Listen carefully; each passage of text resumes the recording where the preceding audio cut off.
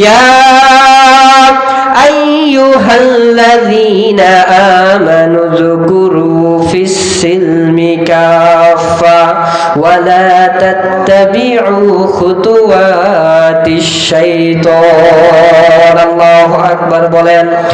আমার আল্লাহ তাআলা সুন্দর করে বলে, দুনিয়ার মানুষেরা তোমরা শুনে নাও, এখনো পর্যন্ত তোমরা পরিপূর্ণ ইসলামের ভেতরে ঢোকো নাই, এখনো পর্যন্ত ইসলামের ভেতরে তোমরা ঢুকতে পারো নাই। সুন্দরভাবে ইসলামের ভেতরে ঢুকে যাও, আর ইসলামের ভেতরে ঢোকার পরে ওয়ালা তাত্তাবিউ খুতুওয়াতিশ শাইতান, কখনো শয়তানের ইবাদত তোমরা করো না, শয়তানকে অনুসরণ তোমরা করো না।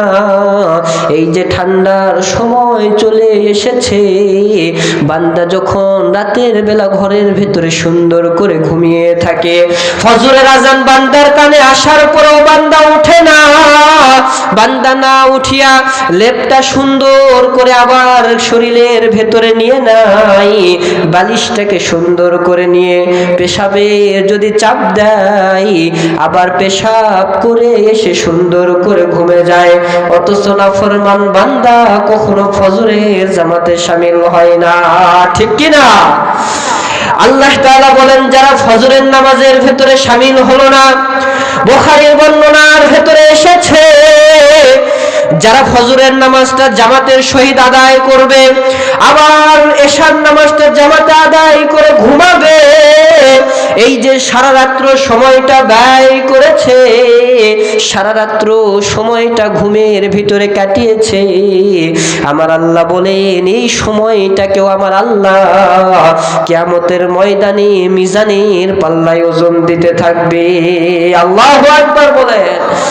আমার আল্লাহ তাআলা আরো বলেন, ওগো নবী, আপনি আপনার উম্মতগুলোদেরকে জানিয়ে দেন, আপনি আপনার উম্মতগুলোদেরকে সুন্দর করে বলে দেন, আপনার উম্মতদেরকে আমি আল্লাহ সুসংবাদ জানায়া দিলাম, আপনার উম্মতের মধ্য হতে যেই বান্দা এশার নামাজটা জামাতে আদায় করে ঘুমায়, আবার ফজরের নামাজটা উঠে জামাতে আদায় করে নেয়, আমি আল্লাহ এক ওয়াক্ত নামাজের সওয়াব নয়, আমি আল্লাহ 50 ওয়াক্ত নামাজের সওয়াব তার আমলনামায় দিয়া দেই। আল্লাহু আকবার বলেন।